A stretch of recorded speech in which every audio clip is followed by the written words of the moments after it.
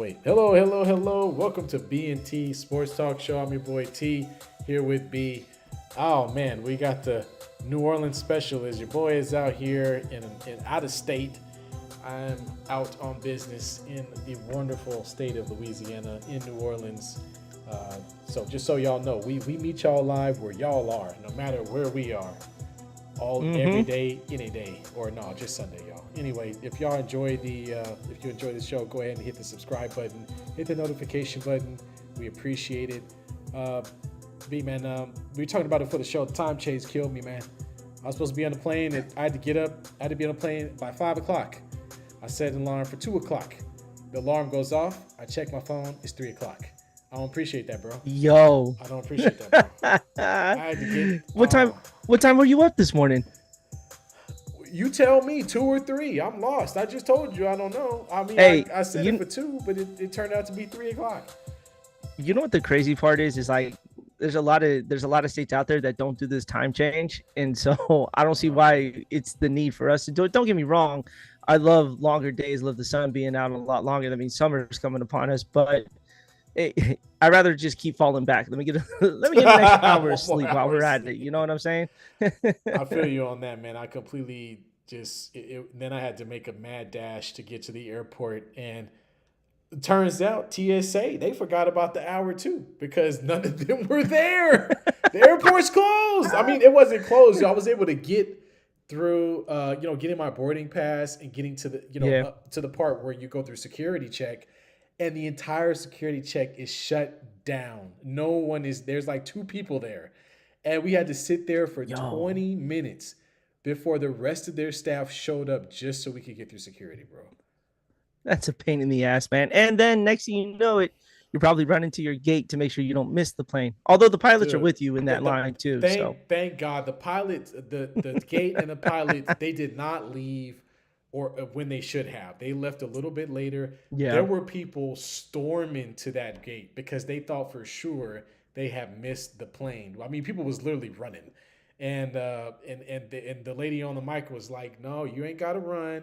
Now he's not leaving for another 15 minutes because they obviously knew that TSA wasn't there on time and security checkpoint was late." So anyway, that's good. Enough about that. So safe to say, T is tired at the moment. Bro's been up all day. He's been working today too in New Orleans. Have you gotten out to get any beignets yet? We're doing that tomorrow morning. So tomorrow morning I'm going to go to Cafe Du Monde, have some coffee, beignets. There you go. We're going to do it the right way. But tonight we had po' boy sandwiches, catfish, grilled oysters. Yeah, man. And it was very, very delicious. Very good. Very good. Hell yeah. And then Rachel's in the chat. She's asking for you to bring her a beignet or a baby gator. So I think you may have better luck with the beignet than that baby gator, bro. Okay, Rachel, I got you. I don't know if I can get you a baby gator. I don't know how that's gonna play with. Does she got a dog or something? Don't Rachel got a dog? She got a dog, so I'm sure they would make just friends in that household. With the 2 cats as well. So, well, I mean, how many of those? Them is snacks, bro. Them is gator snacks. Can't put that alligator gonna be cute for like a few months before it get big enough to start eating stuff, man. I don't think so. But thanks, Rachel. Thanks for the shout out. I'll see what I can do about the beignets. Yeah, all right. Well, let's get into it here before we get into the show. T, you a big anime guy, yeah? I am, yes, sir. Yeah, man. So hey, no, there's nothing wrong with that, man. Yeah. Absolutely nothing wrong with that there. But the anime world lost a very big creator. Akira Toriyama was the creator of Dragon Ball Z. Yes, sir. Sadly passed away this week here. And, I'm not big into anime here, but you know what kind of impact he has on a community like anime here. So, I'm going to leave this one to you, T. The floor is yours on this one. Yeah, man, if you're an American kid that you grew up watching Dragon Ball, that's really what it comes down to. I mean, it was one of the first animes that were adapted to with the English dub and was on regular television. Now, I remember coming home in middle school, running home to go watch it at about 3:30 because it came on every day. And I think it was on Coffee 24. It was Coffee 40 or Coffee 20. What was the old station back then? Remember the old Coffee station? Coffee 24, Cable 20, there you 6. go. Coffee Yep. 24 for us old heads to know about that. Yeah, man. So I used to run home from school just to watch uh, Goku turn Super Saiyan. It took 5 years to happen, by the way, because they kept replaying the same season before you got the new one. It's not on demand for Yeah. all the little kids where you could just watch whatever you want whenever you wanted.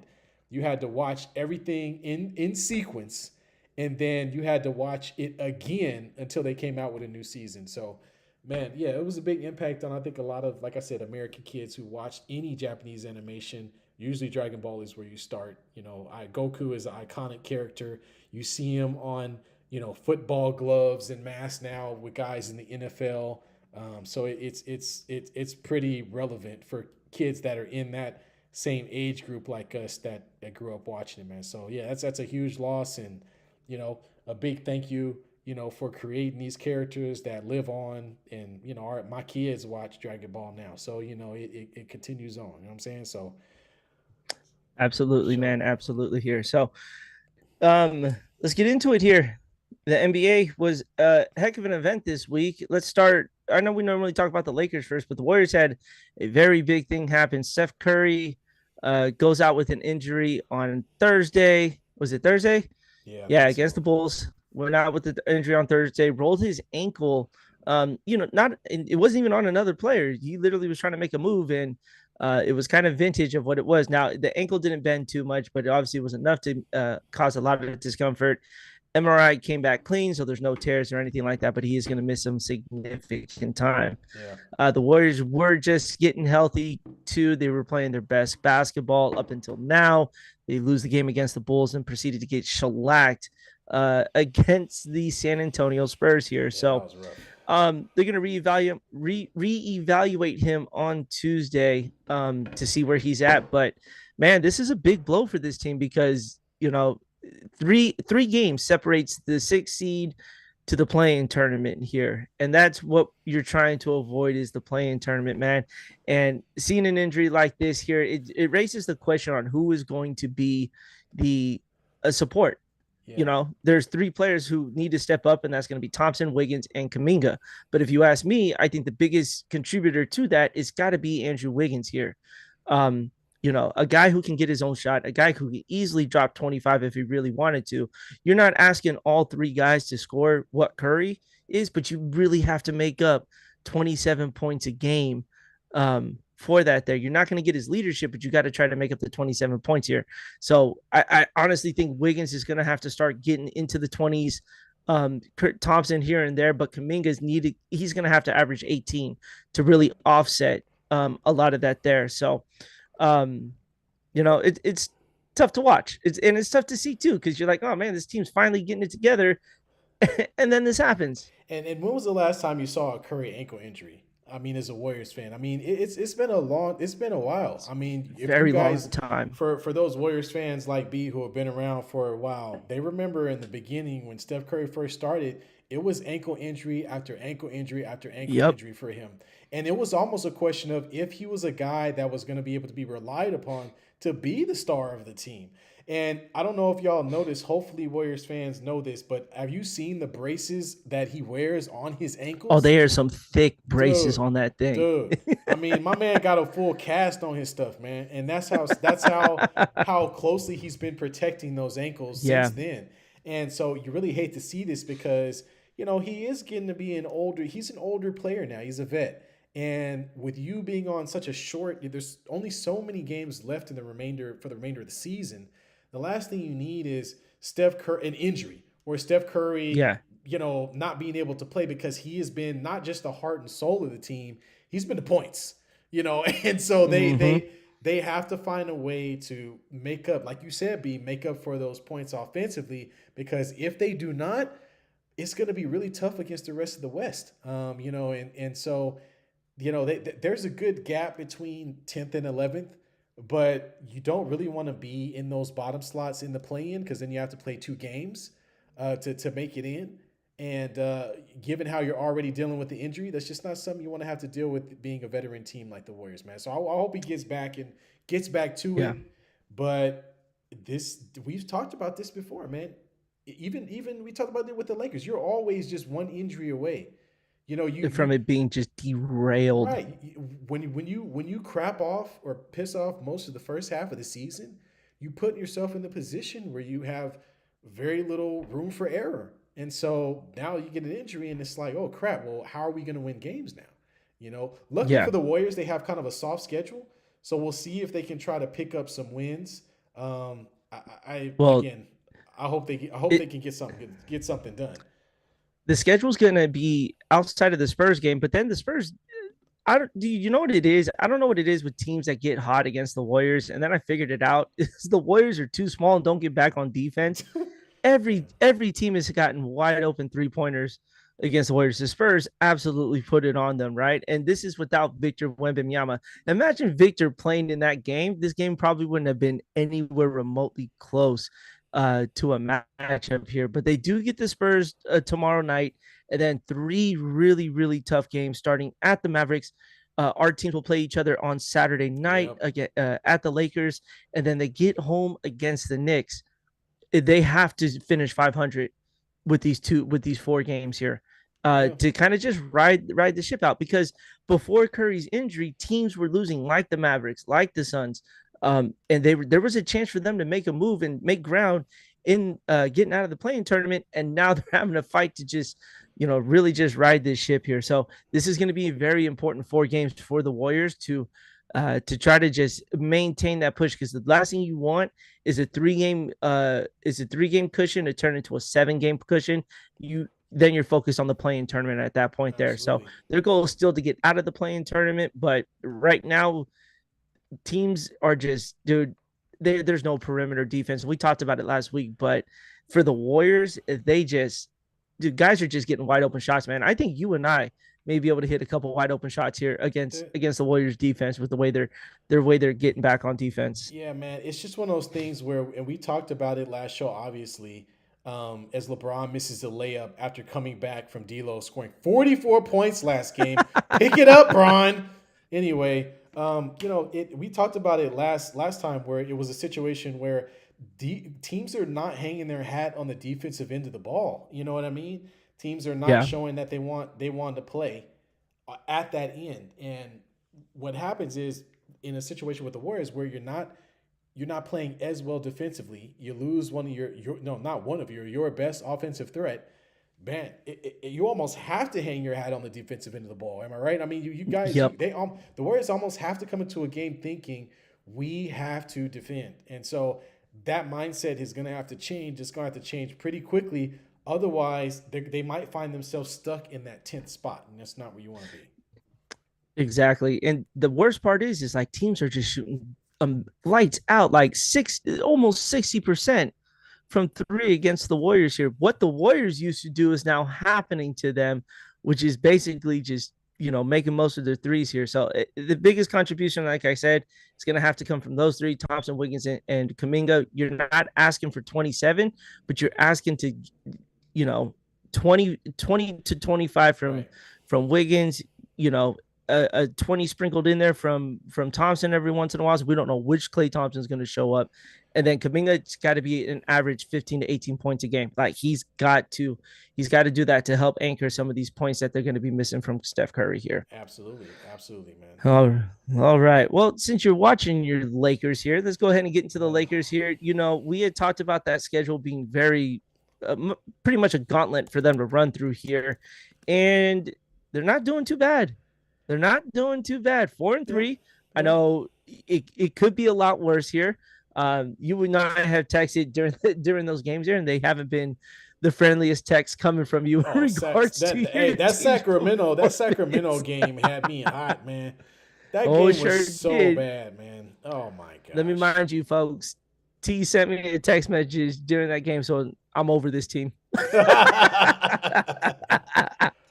Dude, That's how frustrating it could be watching our teams play, man. It could be that frustrating.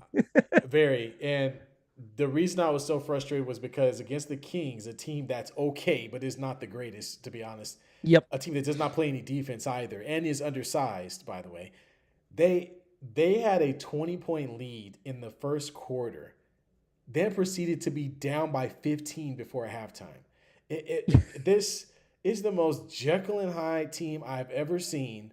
I was listening to this stupid podcast that was trying to make me think like they were trying to say, oh, well, the Sacramento, they're just so fast and they're such a mismatch for. Are Stop. you serious right now? Are you Stop. serious right now? How about they learn to play defense and not keep letting De'Aaron Fox get to his left? How about that? They literally were letting him march into the key and shoot jumpers and layups the rest of the game. You know what I mean? And so the Lakers, for whatever reason, haven't showed the wherewithal to be able to bounce back after a team punches them. They just because Sacramento Yeah. cuts into the lead doesn't mean the game is over. Like you gotta keep playing. And they settled for a bunch of threes and jumpers. Ham started doing ham stuff and putting in the backups halfway through the first quarter for whatever reason. And then after that, the game, it was history. The game was over. They lost the game in the first half. It was stupid. And so Yeah. I have a lot of problems with them because then LeBron disappears and they beat the He gives Bucks. up. Yeah. They beat the Bucks. D'Lo puts up 44. And as a Laker fan, I'm trying to do my darndest to be like, you know what? I'm gonna tell myself the truth. The truth is that it's not LeBron. LeBron is not the reason we're losing Nope. game. It's not his fault. But when they play and they understand what each other are doing, they do a better job. Whenever guys know what they have to do every single possession, it's better. They're better for it. For some reason, man, and I'm not trying to hate. LeBron could put up 35 and we lose. Okay, but Oh, 100%. if D'Lo puts up, if you see D'Lo with more than 25, we probably won. And it's just Yeah. because it's just I'm still waiting for them to get an idea or identity on who they are as a team. And it's too late in the season for me to be even saying that. They should already know what to do on offense. They should already know what to do on defense. And it looks to me like they don't. Yeah, you get like you said, you get two different versions with LeBron and without LeBron, but all it is just really consistency here, And D'Lo actually for the last few games here has been pretty consistent, where LeBron's trusting him and not, I think there was a replay where they threw it back to D'Lo threw it back to LeBron at the top of the key. LeBron said, "What are you doing? You're on fire." Threw it right back to him. Proceeded to hit a 3-pointer. I think that was against Minnesota. Yeah. Um, yeah, It was or was it Minnesota? no, it wasn't What was it? Minnesota. It was It was the game before the Bucks. Who'd y'all play before the Bucks? Let me see. some sorry team. I'll look it up, man. We play some whack team. But yeah, man. Yeah.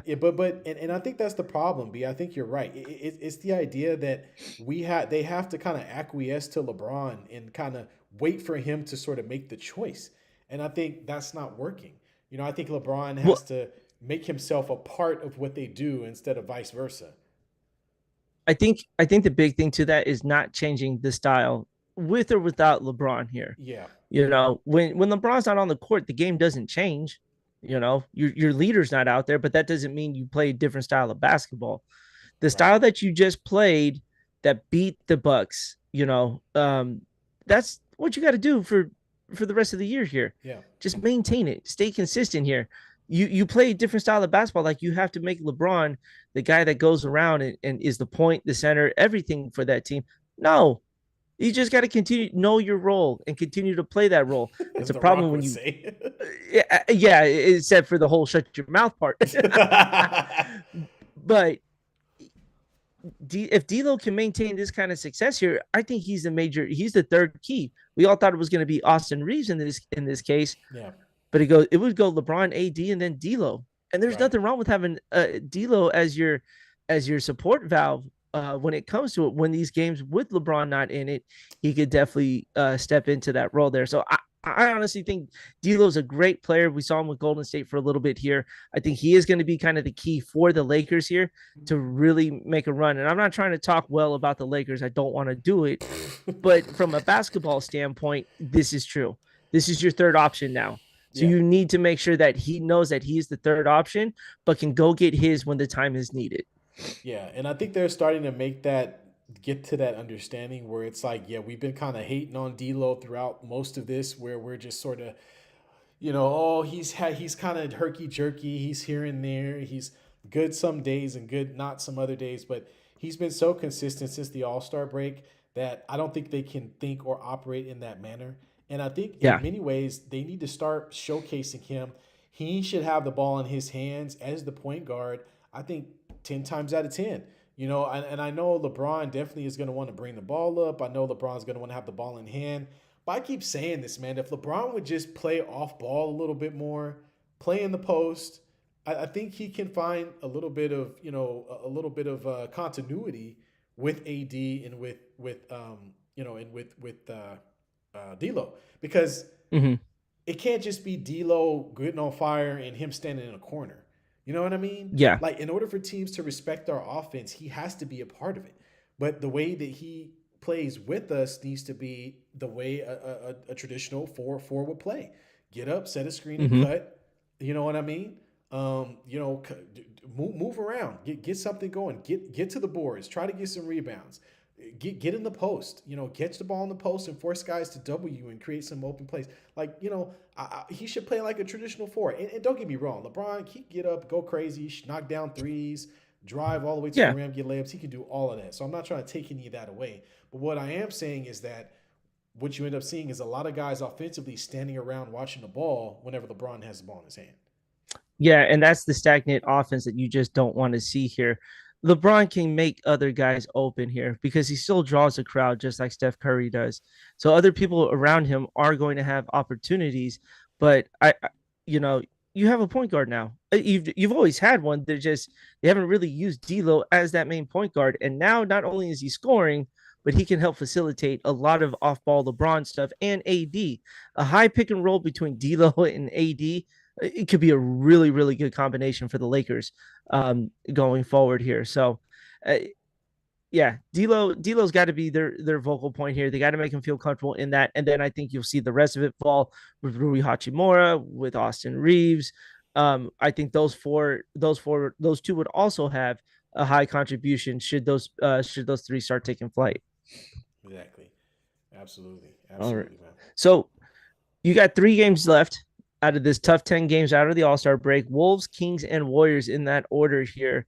How do you think they're going to look in these 3 games, considering they're still over 500, through this gauntlet here? Well, it would be stupid of me to say I think they'll win all three, because I mean, if you look at their last, I mean, look at these games, man. This stuff is driving me Yeah. crazy. It's like they win a game and then they lose a game, or they win a game and then they lose a game. Like, that's what they've been doing for the better part of the past month and a half. And so I'm just waiting on them to catch some type of consistency. They beat the Clippers, great. Okay, you got past the Wizards, but barely. Then Yeah. you get shellacked by Denver. You beat OKC, okay, and then you Top team in lose. the West, Then you lose to Sacramento, and then you beat the Bucks, and so it's top team like in the East. I don't know what to expect from this team night in, night out. And of course, in my heart of hearts, I'm going to say, yeah, I expect them to go win 2 of those games. Yeah. I expect them to beat the Sacramento and the Warriors. Though that's kind of what I'm expecting them to do. Now, the game tonight against Minnesota, I think they have a chance of winning this game, but it's going to be difficult because Minnesota has been playing well. They recently lost your boy Big Cat, but that's not going to Yep. change. Anthony Edwards has stepped his game way up. Oh, yes, he Has been playing has. out of his mind, so that doesn't ensure you a win. So yeah, man, I think they win 2 of the next 3. Ooh, I like that. Unfortunately, it's going to be against my team, so hopefully that doesn't happen. Hopefully, we'll get Curry Steph back for ain't that gonna game. be But playing. if he ain't playing, then I'll probably watch that game for a half. It probably end up turning to be like a Boston Hey, Celtics beatdown man, that we just took not too long I ago. just told you, you never know with the Lakers, man. You never know. You never know with That is this. true too. That is true too. Well, let's talk about Minnesota for a little bit because they had 2 very big things happen. Well, one really big thing and then one goofy thing happened to them. Well, we didn't think that they would be able to maintain this kind of success in the West We here. Let's didn't. let's put that and we'll live by that there because it's Minnesota. This Yep. is a team that celebrated, had players crying when they won a playing game. I think it was the first ever playing Yeah, game. with Pat As Beverly when Pat Beverly doing the walking D around the court Wade crying, up on you the. had you had Cat kissing his girlfriend like they had just won the championship. People were all over this team, man, to say the least here. But they are still the top seed in the West here. All year they've been the top seed. I've been waiting for them to fall. They decided not to fall, so this has been pretty crazy here. Let's talk about the injury. Karl Anthony Towns suffered an injury that required surgery. He's out for the month. You know, now this is, I don't think it's really going to change between them and OKC, but this is going to be pretty big for them here because they've had a great momentum ride. Anthony Edwards is going to have to really, really take a lot of the responsibility for this team here. But how do you see this injury really affecting Minnesota for the month that he's out? Well, I don't know. I don't know. It's definitely going to affect them. I think he's a big part of what they do, especially spacing the floor, rebounding. Um, I think I think they have to be careful because I don't know if OKC is going to get. I don't think OKC is going to get any worse. Um, They can't get any worse. and don't and okay, but don't look now. But the Denver Nuggets have been winning games, and now they're only one game back of the number one seed. Is what they're tied with Minnesota right Yeah, now. So yeah, Minnesota might. This may be a scenario where Minnesota ends up going down to that three seed, because they have a nice enough lead in front of the Clippers. Well, only two games in front of the Clippers, but yeah, this might be a situation where the loss of Big Cat puts them in a situation where they end up in that third seed. So that and let's take a look at that. Let's say they end up in the third seed. Third seed. Who do you have to play if you're the third seed? The if you're the third seed, you will play six. the six. So that means they would have to Yes. take on the Phoenix Suns. So Yeah. that's the type of things. Those are the type of scenarios where Minnesota could find themselves in a place they don't want to be in. So Yeah. if they could find a way to be in those top two seeds, that'd be best. But if they find themselves in that sixth seed and they have to play the Suns to start, and they have a healthy Booker and Bradley Beal, hey, you never know what can happen. Because I got to be honest with you, I don't know what Minnesota looks like in the playoffs. We've only seen them in play-in tournaments. We've only seen them in Don't be play. mad, Minnesota fans. Don't be mad because you know it's true. You Hey, know it's true here. hey, what can we do? Um, let's give a man his flowers here. Anthony Edwards. Did you see the chase down block against the Indiana Where Pacers he the other jumped night out here? of the gym and almost broke his head Yes. on the backboard. Yeah, I saw that. Now I'm gonna bring this topic up because it's been a big discussion here, but we're getting shades of a little bit of a young Michael Jordan here over the last couple of weeks here. Let me look for me. The scoring is there. He's not really the defender that Michael once No, was, not really. because Michael was a really good defender. I think his demeanor towards the game is a little like young Mike, but I think that conversation is just it's a little too early for that there because he hasn't really established himself as one of the premier defenders in this league just yet here. So I was kind of blown away by those kind of comments that they were trying to compare Anthony Edwards to like a young Michael Jordan. Well, first off, they need to press pause and Big hold their time. horses. Okay, we've seen many a player come through the league that's had a good start. I mean, everybody. I mean, Rudy Gay was a great player in the beginning of his career. You had Danny Granger. Anybody remember him? I mean, there are lots of players that had moments in time where they were, Brandon Roy. I mean, there have been a lot of players that have come through the league that Yeah. have had some spectacular 2 or 3 years. Hell, even Derrick Rose. So I kind of have to pause before heaping that amount of pressure on Ant Edwards. I think they should let him mature into what he is because he doesn't need that pressure right now. You know what I mean? Yeah. He doesn't. He needs to continue to grow the way he has. You look at the Celtics. Look at Tatum. Look how long it's taking Tatum to get to this point. And he's been a hot commodity for quite some time now. But it's because just when you make that first spurt, people don't notice you. But then the next year, people do notice you, and then they start planning Yes. for you and guarding you specifically. That's when we find out how good you really are. So we'll see if he can Yeah, and continue. I think Oh, I oh, lost you you. get caught watching that game. Yeah. I know. Sorry. Anthony Davis almost broke his neck. I'm sorry, people. I got scared. I held my breath for him, and he fell to the ground. You did. You brought Jeez, this man. salt to a stop there. I had a heart attack. Anthony Davis fell Because down. Oh. we all know what happens with Anthony Davis becomes street clothes Davis after a while here. Hey, he's just, you might knock on some wood, man. He's been doing Hey, good this year, all right? I'm not knocking on that wood. I'm a Warrior fan, so that's the last thing I'm gonna knock on there. I'll forget you, man. interesting enough here. We all know Scott Foster's had a history with really getting underneath player skins when he's Yeah. ref in a Chris game here. Paul We all know specifically. about the Yep. Chris Paul incident Yep. earlier this year here. Hmm. He just had an incident with Rudy Gobert here. Rudy Gobert was called for a foul. Rudy Gobert made the money sign like the Johnny Manziel, kind of like this thing here. Hmm. Proceeded to get a technical, and the league fined Rudy Gobert $100,000 for that. There is Scott Foster, the new villain of refs in the NBA here. Yeah. Like, doesn't he remind you of that one guy who was fixing games for a bookie in all of this Well, here? he reminds me of. Do you remember the OG ref from the early 2000s? The one with the bald head. Remember him? Yes, He yes. he was he. That's what he reminds me of. Do you remember? He was a menace. I mean, Oh, my man would 100%. be calling texts on people for no reason. It's the same ref that called a technical on Tim Duncan for sitting down on the sideline and saying something. Yes, and So laughing. Or was he laughing. laughing or did Yeah, he he say was something? joking or laughing. Dude.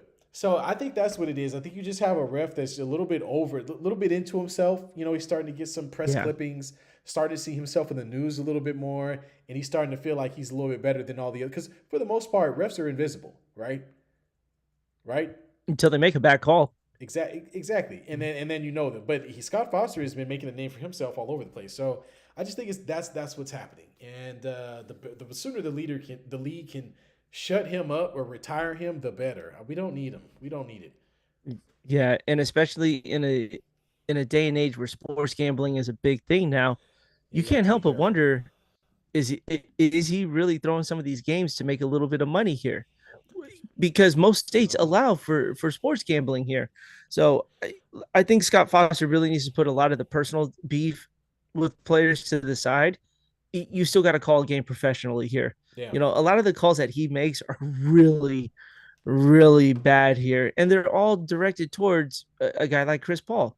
He's not going to let go of what Chris Paul said to him, and during a post game. And now every time Scott Foster does a Warrior game, or whatever team that Chris Paul was on, it's a personal vendetta against Right. against that one individual Right. player. And I So don't know why the league doesn't look into that because in they got my to in step my in. opinion, whenever you start hearing stories about players interacting with referees on a personal level like that, and that obviously is going to sway the game, right? It has to. Like the Yes, referee, even if the referee tries to pretend like, oh no, it's not going to change how I do my job. Yeah, of course it is, man. If you don't like him, you're gonna find a way to put it to them.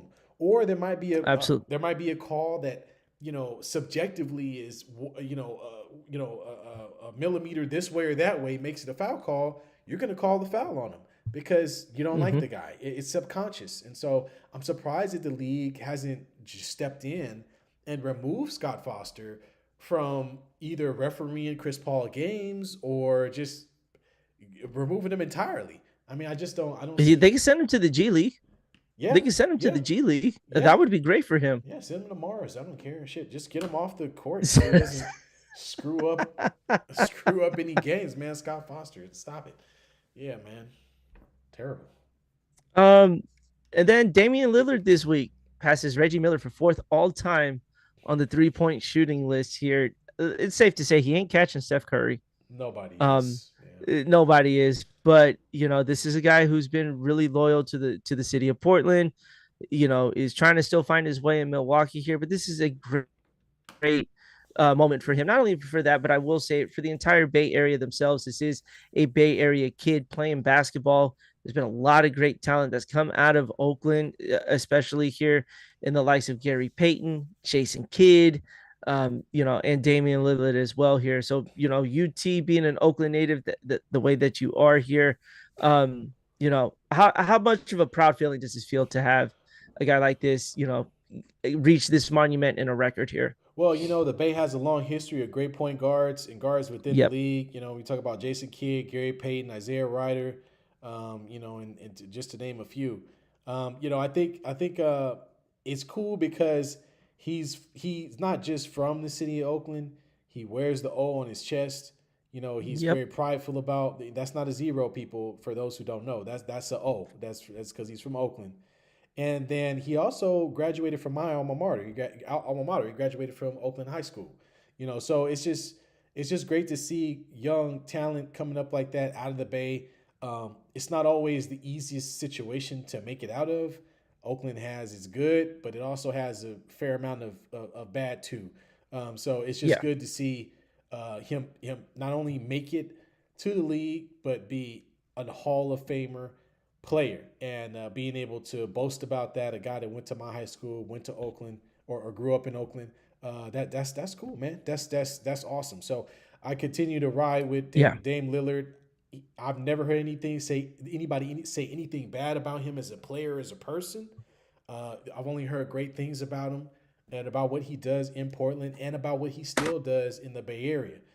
So I just kudos to him, man. I hope he continues his career.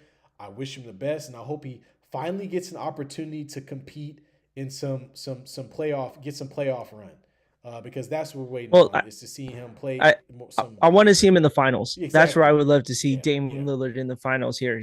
Unfortunately he's had to go against the Warriors during that time where Portland was relevant when they were up and coming here. They just ran into a really big buzzsaw with Golden State here. But I As think did for Damian everybody. Lillard to yeah, for him to get on that platform in the finals here to see what he could do, to see what he's made of. That's what solidifies a, a a career. And Right. honestly, sometimes it can make a difference between if you're a really great player, if you're a Hall of Fame player. Right. So he's. I hope he gets to that point there. I hope we get to celebrate. Hopefully that monumental thing. I just hope he doesn't do it against either of our teams. No, I hope not either. Yeah, man. But and they've got a good chance of playing in the Eastern Conference Finals, man. Now, if they They come do. out, I don't know, but it'll be fun to see a good matchup in the Eastern Conference Finals with big name players. That's what we want to see, man. As Absolutely. much as I love Miami Heat and I love they hustle, I don't. I prefer to see Giannis and Dame versus Tatum, Brown, and Porzingis. Yeah. That's a hotter buy. That's what I want to see. Yeah. Let's hope Miami doesn't ruin that party because they'll step in Oh my real quick with the way gosh, with what man. Miami Them does. fools, it don't even matter what position they start the playoffs in, man. They just They find a way I don't every know, year. man. I don't know. Speaking of the playoffs here, let's talk about real quick the West Play-in tournament because let me read off these teams that are currently in it and the star power that's going to come along with it. We'll start with the Sacramento Kings with De'Aaron Fox sitting in the 7th seed. You have the Dallas Mavericks with Luka and Kyrie Irving. You have the Los Angeles Lakers with KD and um, not KD. I'm so sorry about that there. LeBron and AD, I Not meant to KD. say. Yeah. And then you have the Golden State Warriors with Steph Curry. Although Phoenix is flirting with disaster with joining this playing tournament. So we'll throw them into that conversation here. Can you imagine how competitive this play-in tournament would be with this kind of firepower? You would expect that in the Western Conference Finals, in the Right. semifinals, not to get into the playoffs here. So just imagine what these teams are going to have to get through here. And any of these teams, you got players who can get a 40 spot real quick and make it difficult to get out of the play-in tournament here. Is this play-in tournament perfect for a scenario just like this here? Man, all I gotta say is kudos to Adam Silver. I didn't believe in Oh him. yeah, I didn't believe in this product that he was putting out as far as the playing tournament at the end of this whole whatever this is. And now I'm eating crow, bro. Like he did it.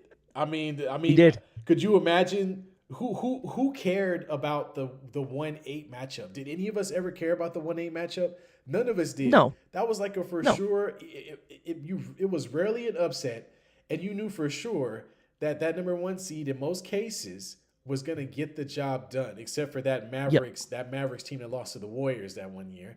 And he turned that into must see TV for an additional 3 to 4 days before the playoffs.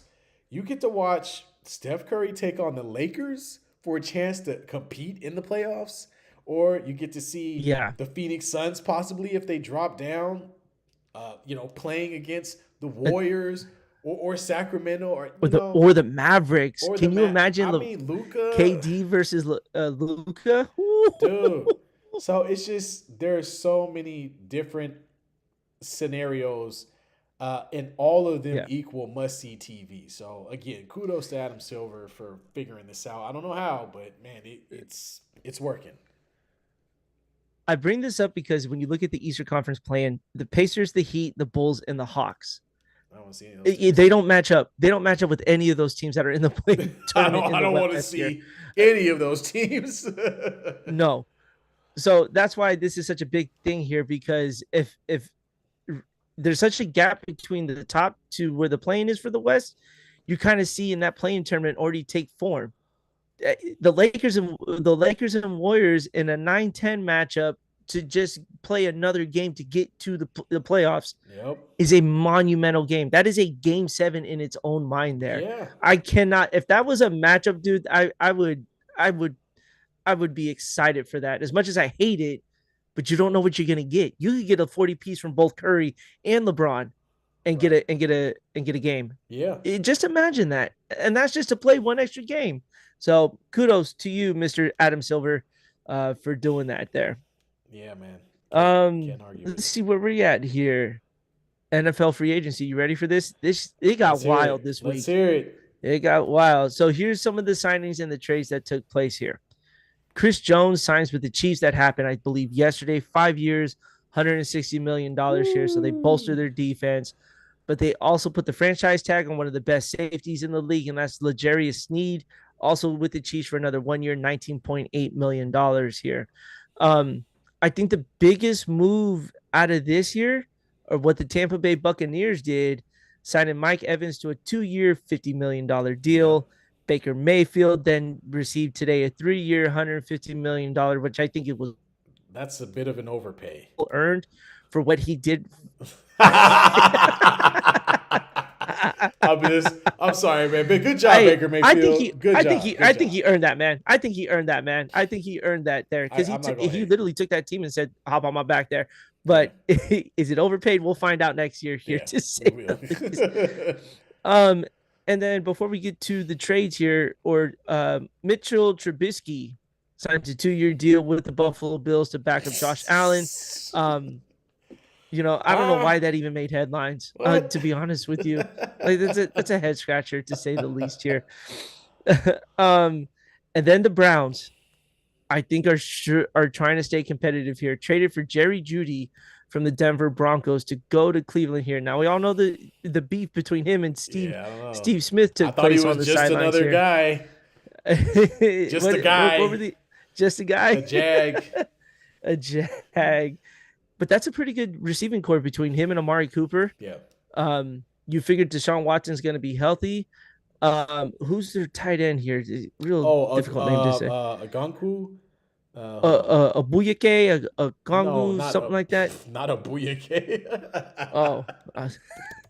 Hold on. give me the name here. The Browns are turning into a really legitimate threat in the AFC here. Oh, Njoku. Crazy enough. David Njoku. I was nowhere close. My bad, Njoku. My bad. No salt on your name there. But that's a really good offensive core there. And their defense was one of the top defenses last year in the NFL. Yeah. So this could really help them in a loaded AFC North. But the question is, Deshaun Watson is the question. You had Joe Flacco come back and take this team into the playoffs and competed, okay? If Deshaun Watson comes back and they don't do the exact same thing or better, hey, man, you got to start questioning. You got to start questioning. Hey, you ain't going to no massage parlors while you've been off, have you? You got to start questioning. make sure he on the straight and narrow, man. You got to watch him. Can't. And then a couple of trades took place. Mac Jones traded to the Jacksonville Jaguars to team up with Trevor Lawrence as a backup there. And they were in the same draft class, to say the least. You might as well have said Mike Jones, man. That don't do nothing. I'm kind of shocked by that New England moved off of him. Between him and Bailey Zappi, I mean, both quarterbacks are bad, so you might as well just continue to have them. Mac Jones went to the playoffs his first year, and I know proceeded not to do anything after that, but they just said, here's a couple of draft picks, go to Jacksonville, go back up Trevor Lawrence. I don't even know if this is good for the Jaguars, to be honest with you. Like, I really don't think it's that well. Well, I mean, he's not going to see the light of day. And if he does, then something's gone terribly wrong. So I think this is just a high quality backup. I guess we could say high quality. That you have as an insurance policy in case Trevor Lawrence happens to cut his hair halfway through the season or something.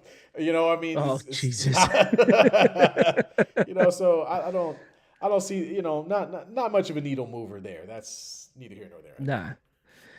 And now here's a list of free agents who are still available, and we could talk about some landing spots for them. Let's start with the top one, Kirk Cousins, um, top one, probably the top free agent in this class here.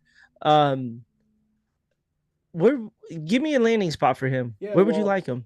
well, You can't say your team. yeah, well, you got some teams that are looking for quarterbacks. I mean, you mentioned it. The Raiders are one.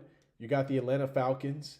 You have teams that are out there trying to find a QB, and then you can't. You also have to remember the Vikings are going to need a quarterback themselves. So it's just a matter of figuring out what guys decide, or what teams are going to decide to do in the draft, so on and so forth. But I think Kirk Cousins, um, it'd be interesting. I don't know, man. I mean, what's going on? Justin Jefferson isn't going anywhere, right? I Well, mean, they're still waiting. They're still waiting for that deal to land. yeah. For So, Justin Jefferson here. So he could end up back in Minnesota, but if he doesn't end up back in Minnesota, yeah, I honestly think Atlanta may be the best fit for Kirk Cousins there. yeah, it A could be. really good young talent. You have Kyle Pitts, Drake London, Bijan Robinson here. So there's a really good core of offensive weapons there in Atlanta for him. He gets out of a pretty competitive NFC North, goes to a really bad NFC South to say the least. So he can kind of make his name there. It be pretty much between him and Baker Mayfield there. So I honestly I think Atlanta would be a top landing spot for him there. The other quarterback, Russell Wilson, met with the Pittsburgh Steelers earlier this Yeah, I week saw here. that. Um, you know, think he was dogged in all honesty in his In time Denver. that 1 year in Denver here. Where do you think? What you got in mind? I guess Ciara's going to Pittsburgh, baby. I mean, I You think think so? that yeah, I think that the Pittsburgh Steelers are a team that has they still got Mike Tomlin. They still have Yes. guys who can get it done, especially on the defensive end of the ball. And I think adding Russell Wilson to that mix with good coaching, I think will really help push their team forward. So, and they're another one of those teams that are right on the outskirt, right? They're always like 9-7, 8-8. They're right there. Yeah. So they're looking for a player or team to kind of push them over the edge. And I think Russell, although his showing last year was not impressive, he can, when given the right amount of time and the right game plan, can at least game manage enough and make enough big plays to kind of put them over the top. So I kind of like that. I think that does work for Pittsburgh. It's a nice landing Yeah. spot for an older quarterback to have. Again, you have a coaching staff that's been around for quite some time that is going to stick with him and stick by him. Unlike in Denver, where you know Sean Payton was Sean ready to Payton was get rid like of him real Sean quick. Payton was like 5 games in, he was checking his watch, like, "Are we done yet?" Hmm. So yeah, he was itching at the bit to get a young, newer quarterback in there. So, yeah, man. So I think that's a good. I don't think he goes to the Raiders. I feel No. like that the Raiders are trying to look in a slightly different direction, and are probably looking for something that maybe someone that's maybe offers a little bit more or had a little bit better of a show last season. If they don't decide to go to the draft or move up in the draft, which is we have yet to see, especially with guys like Justin Fields being out there in play. I think if Chicago ends up taking a quarterback like they more than likely will, then I think Justin Fields might be a good pickup for the Raiders.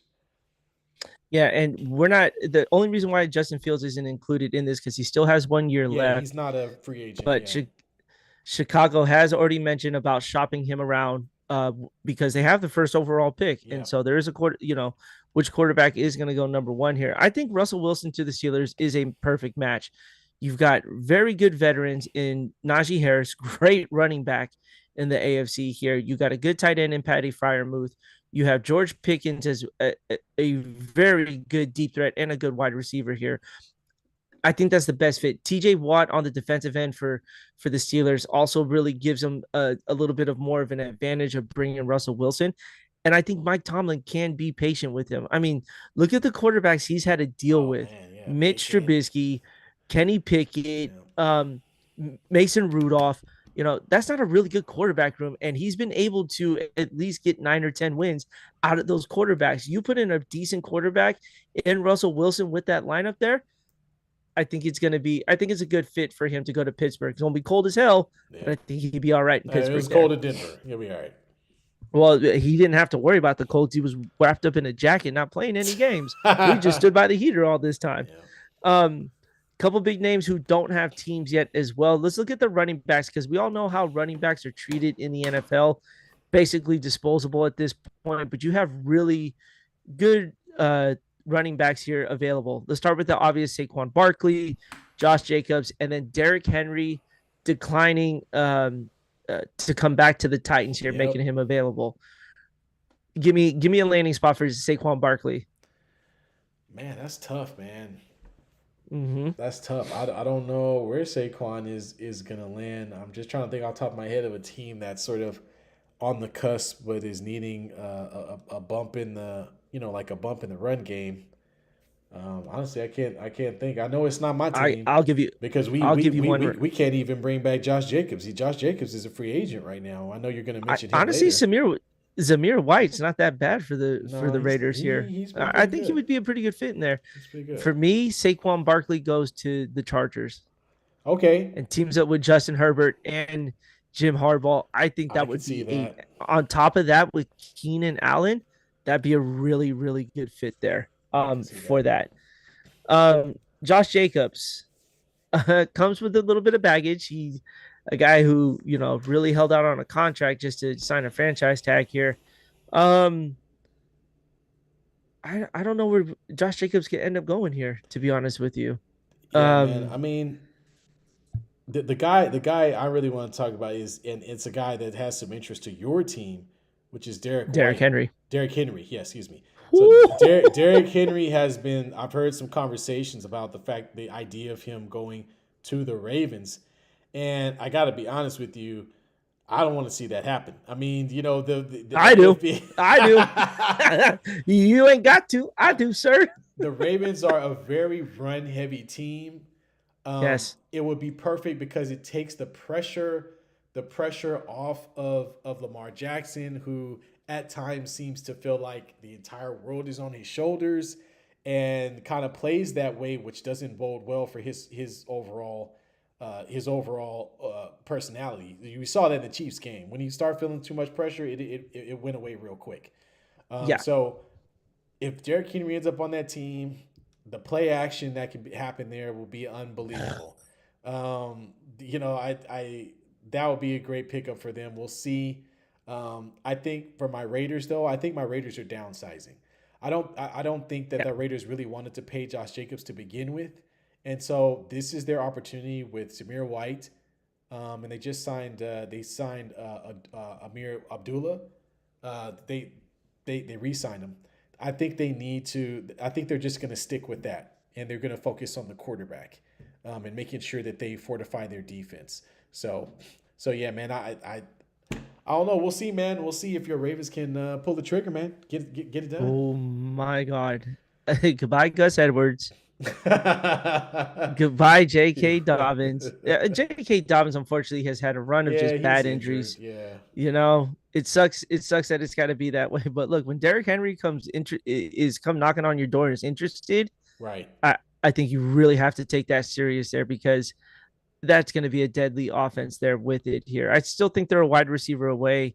Zay Flowers was a breakout guy here, but I think they really need a really solid wide receiver as well. OBJ wasn't gonna cut it here, so they got to go find them another one. So you took the words right out of my mouth. I was gonna say Derrick Henry to the Ravens here because you know I want my Yeah. team Well, to get all the best players. obviously. um, Pick 'em dummies. Are you ready for this? I didn't do well. Are you sure about that? Well, actually, no, because I did pick the Spurs. Yeah, no, I think I You did all did right. pick the Spurs. So Yeah, we're gonna start with your side first. You had the Spurs plus 8.5 against the Golden State Warriors, got and it done. you got it done. Yeah. So kudos to them on that. You had the Mavericks against the Pistons. Um, Mavericks or the Pistons put up 124. The only problem is they allowed 142 points. So you had the Maverick, you had the Mavs on the money line, took Yep. that one as well, 2-0 there. And then you had the Jazz and the Nuggets. Yeah, I I had the mean, Nuggets. Yeah, that was easy. you had the Nuggets. Dude, you had two teams score 142 points here for you. Jazz scored 121, but not enough here. You had the Nuggets and the money line. You went 3-0, my man. Let's do it. That a boy. Anyone listen to the show on Friday, T could have made you some money here. Show I could don't even know if have. I'm ready for mine here. Uh-oh. I Uh-oh. had the Bulls plus 8.5 against the Clippers, and they lost 112 to 102. So I can't thank the betters enough for throwing that half point in there because I covered that eight There and a you half go. without pushing. So I got the Bulls on that one here. I had the Nets minus 5.5, and what the hell, Nets? Proceed to lose to Yeah. the Hornets 110 to 99 on Saturday here. Um, am I missing something here? Why is it with the bad teams play against a really good team and I pick the really good team, it just doesn't work out? I'm gonna have to change my strategy, That's bro. the I NBA, can't do man. this. It's like game to game. You never know what you're gonna get. There's so many games in the season. You never know how well that team will play. Never, Never. never. I had the Celtics on the money line, beat the Suns 117 to 107. Yeah, So they got it I'll done. take that win right there. And then the last one, the Portland Trailblazers took it to overtime and won 128 to 118. I got the plus 1.5. I'll take that all day. So I went 3-1 on 4 games here. You went 3-0. So you are the big winner of Pick'em Dummies Friday All night, right. man. That's Good what I'm job talking on that. about. Well done there, sir. That's what I'm talking about. So if you guys haven't done it yet, make sure you tune into that show on Friday when we post the video. You could have won yourself some money We're giving y'all some listening to T. valuable Right? And the man's not even picks. using his own picks I, to make I'm a not profit even off of making it. any money. I'm just broke and talking. It's stupid. Oh Well, man. hey, before we end the show, we got a little special little offbeat to talk about. It is sports related here, but it's interesting to say the least. So when the Warriors were playing the Bucks, Steph Curry hits a deep three and then proceeds to do a golf imitation, right? Yeah. Photo gets taken. It's a great background, but this is where everything takes a turn. And T, I know you got this photo, so go ahead and Yep. post it I'm when you're bringing it up. ready here, my man. It's up. It's up. Um, there is an image of this lady celebrating in the background, as you can see, everything ready to come out of her top here. Like she's just about a jumping jack away. But take a look at my man in the blue over there, looking over his left shoulder, witnessing everything, right? So Yep. obviously this made headlines with everybody here. We come to find out this lady's name is Catherine Taylor. Guess what she does for work? Take a wild guess, T. She work at Taco Bell. Oh, well, if she's working at Taco Bell, man, they must be making sales over there. But she is a female escort, born and raised in San Francisco. So you know she making some good money here. She was out on a date when this photo was taking place here, and now she used to charge $600 a month or $600 a date, I should say. She rent. You renting them now? You technically are. You are technically renting an escort. Oh And now my she, god. because of all this fame on Twitter, on all the pictures, on everything here, she is now charging for dates $1,500 for this photo here. And here's the crazy part: there have been numerous athletes that have reached out to her. Nice of her not to drop these names, but there's athletes reaching out, going, can we hook up here? That's T, sad, man. completely out of pocket, man. What you got for me? Well, first off, Jordan Poole's face is bound to pop up somewhere because he just got done paying Ice Spice $500,000 just to go out on a dang date. You know, look, this goes to show this is the second woman that has been oodling Steph Curry. Remember the one from last time with the finger on Oh, her lip? So, Yeah, yeah. so now you see why his wife is all on TV talking about how she don't feel love because Steph Curry is walking around with these women just celebrating them like he's 50 55 feet away from them. And Yeah. just them being in the picture, Curry is making the money. Curry's making everybody money. It doesn't even make sense, and so I hope she finds the time to write a nice little thank you note and send it to none other than Steph Curry and thank him for the uptick in business that she's had. She might want to ask Curry who his agent is so that she could get on board too. Yeah. And Yeah. because that first off, this is so funny how the internet works. Not only did the internet find out who the person was, they found a name and an occupation. So the poor guy, No. the poor guy the poor guy that's on a quote unquote date with this girl in the stands has hopefully hid himself and is not someone who is tangled in an entanglement, and hopefully not. But he could very well find himself in some deep doo doo if his picture ended up showing up because that's what's gonna happen. So Well, let's talk about the other guy who's in deep doo doo, and that's my man in the blue jacket here, sitting in the front row. And it looks like there's a couple kids sitting next to him as well. them his kids, man. Look, But what I'm saying is, you don't think this picture is getting around? What if his wife sees it? well, at least he wasn't the one taking her on the. She wasn't the one taking her on a date. I get it. What is I that man? What get is it. that man's wife gonna say? I mean, my man heard a yell, turned around. He didn't know what to expect. I mean, wouldn't know. don't His even, reaction, I'm gonna say this because I'm the single one in this show here. Yeah. His reaction is basically every man's reaction, to say the least. Here, now I'm not saying we're all dogs about it or anything, but look, we hear something yell, we turn around. It's not our fault that was staring him right in his face here. Okay, it's really not the man's fault. So, if his wife's watching the show here, if she is, don't blame your husband. He got put in a bad position here. He was just responding to a noise, didn't know he was going to turn around and see Mount Everest behind him. Okay, and the camera was right there, waiting to snap a picture of him in the background. That's unfortunate, man. Here's the other person I blame. I blame Steph Curry, because if he doesn't do that little golf imitation, we're not talking about this. Ain't nobody seeing that picture. You know what I'm saying?